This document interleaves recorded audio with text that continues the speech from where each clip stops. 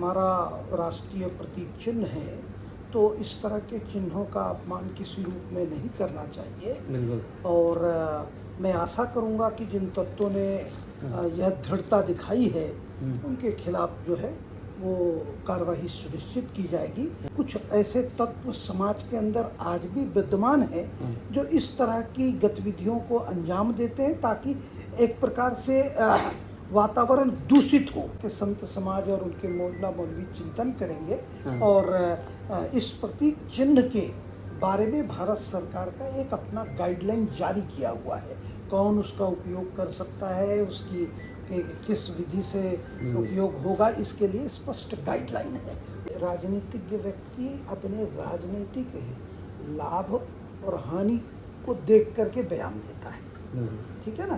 तो वो अपने लाभ और हानि की चिंता कर रहे होंगे, तो धीरे धीरे जब व्यक्ति लाभ हानि की चिंता करता है तो पब्लिक भी उसके बयानों के आधार पर निर्णय करती है और उस निर्णय से ही धीरे धीरे कांग्रेस का ग्राफ जो है वो नीचे गिरते जा रहा है।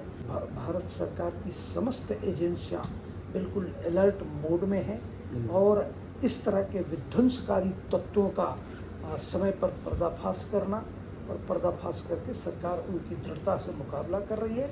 और मैं कश्मीर के लोगों से भी अपील करूंगा कि जो कश्मीर भारत का जन्नत है, इस जन्नत का संपूर्ण विश्व आनंद ले और वहाँ से एक पैगाम निकले और वो पैगाम जो हो वो विश्व बंधुत्व का पैगाम हो और कश्मीर जो है वो हमारा आगे बढ़ेगा और कश्मीर हिंदुस्तान का ही है अंग। नमस्कार, आप न्यूज़ शॉक देख रहे हैं। मैं हूं सुमित।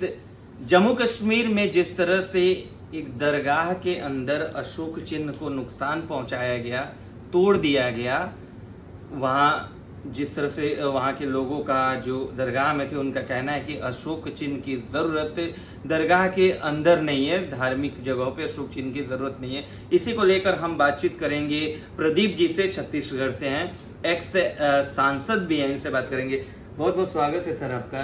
नमस्कार। किस तरह देख रहे हैं जिस तरह से अब देश में मोदी और अमित शाह के हाथ में शासन है, उसके बाद भी जम्मू कश्मीर में एक दरगाह के अंदर, हजरत बल दरगाह के अंदर अशोक चिन्ह को नुकसान पहुंचाया जा रहा है। देखिए, सरकार अपने स्तर पर कार्रवाई सुनिश्चित करेगी और चूंकि ये हमारा राष्ट्रीय प्रतीक चिन्ह है, तो इस तरह के चिन्हों का अपमान किसी रूप में नहीं करना चाहिए। और मैं आशा करूंगा कि जिन तत्वों ने यह दृढ़ता दिखाई है, उनके खिलाफ जो है वो कार्रवाई सुनिश्चित की जाएगी।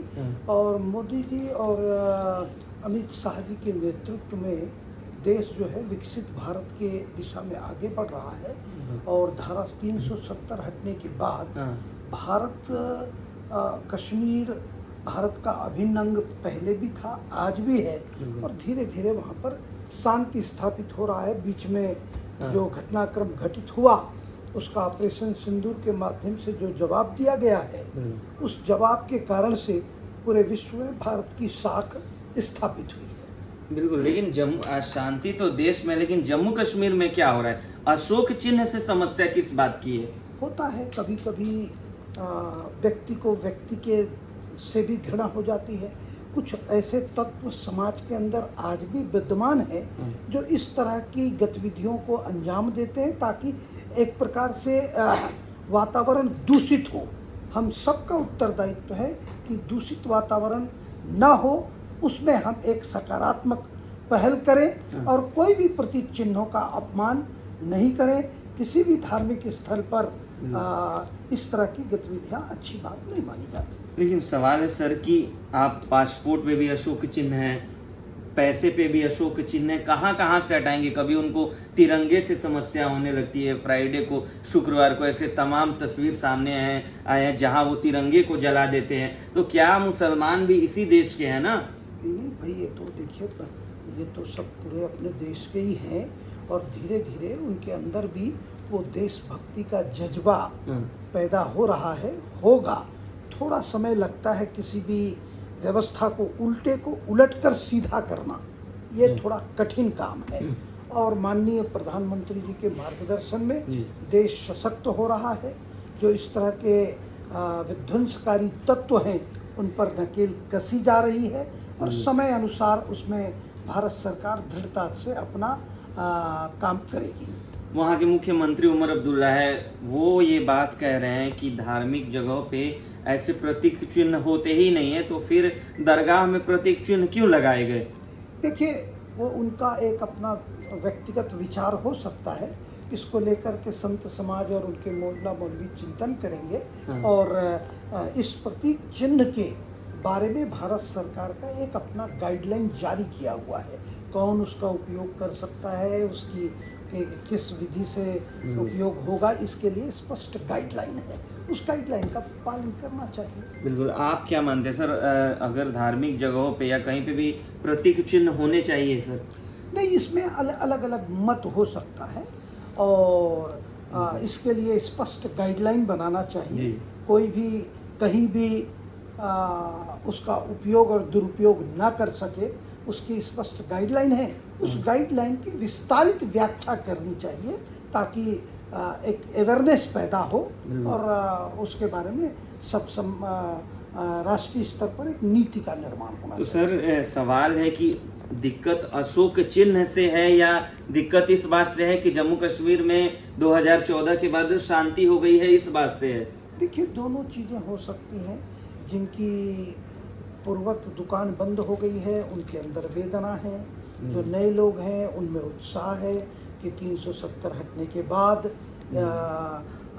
भारत के लोग कश्मीर जा रहे हैं, ज़मीन खरीद रहे हैं, वहाँ के लोगों के मौलिक अधिकार जिनका हनन हुआ था उनको अधिकार मिल गया है।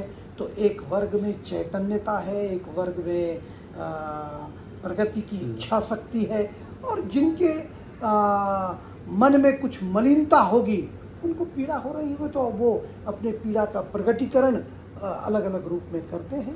तो आप मानते हैं कि मलिनता अभी भी है? तो मनुष्य है, दुर्बलताओं का पुतला होता है मनुष्य। तो मनुष्य के अंदर कई प्रकार की दुर्बलताएं होती हैं।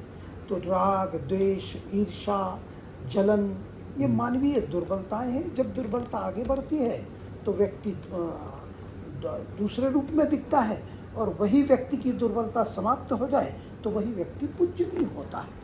बिल्कुल सर, एक सवाल ये है कि एक तरफ हर मुद्दे पे राहुल गांधी से लेकर विपक्ष के तमाम नेता आके बोलते हैं, कुछ ना कुछ बयान देते हैं, लेकिन जब देश का राष्ट्रीय चिन्ह प्रतीक का अपमान हो रहा है तो ये लोग कहाँ छिपे हुए हैं सर? देखिए, ऐसा है कि राजनीतिज्ञ व्यक्ति अपने राजनीतिक लाभ और हानि को देख करके बयान देता है, ठीक है ना।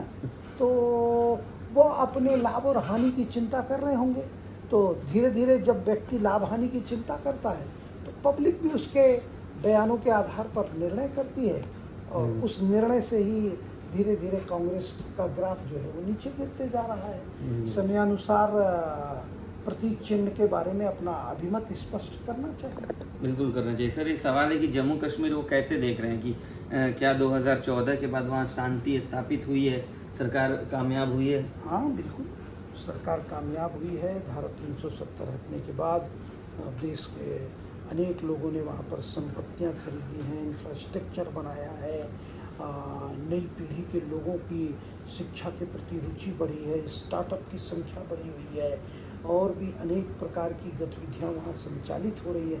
इन सब को ही तो देखते हुए जो पहलगांव की घटना हुई, इस विभत्स घटना की मैं निंदा करता हूँ और ये उसी का प्रतिफल था कि इस तेजी के साथ भारत के लोग कश्मीर जो भारत का मुकुट है उसमें सारा देश वहाँ की सुंदरता, वहाँ की वैभवता उसको देखने के लिए जब उमड़ पड़ी, तभी तो पाकिस्तान ने इस तरह का एक षड्यंत्र रचा और उस षड्यंत्र के बाद अभी थोड़ा विराम है, लेकिन वो पुनश्च खड़ा हो जाएगा। बिल्कुल सर, एक सवाल है कि किस तरह देख रहे हैं कि जिस तरह से अब जम्मू कश्मीर को लेकर क्या सरकार को कुछ गाइडलाइन बनानी चाहिए, क्योंकि लगातार ऐसे फिर से खबरें आ रही, जैसे आपने पहलगाम अटैक हुआ उसके बाद से पत्थरबाजी की बार बार घटनाएं सामने आती हैं।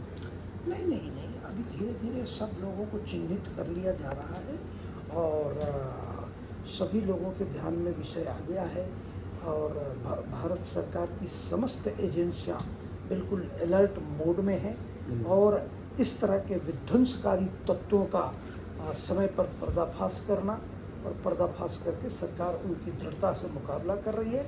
और मैं कश्मीर के लोगों से भी अपील करूंगा कि जो कश्मीर भारत का जन्नत है, इस जन्नत का संपूर्ण विश्व आनंद ले और वहाँ से एक पैगाम निकले और वो पैगाम जो हो वो विश्व बंधुत्व का पैगाम हो और कश्मीर जो है वो हमारा आगे बढ़ेगा। और कश्मीर हिंदुस्तान का ही है अंग।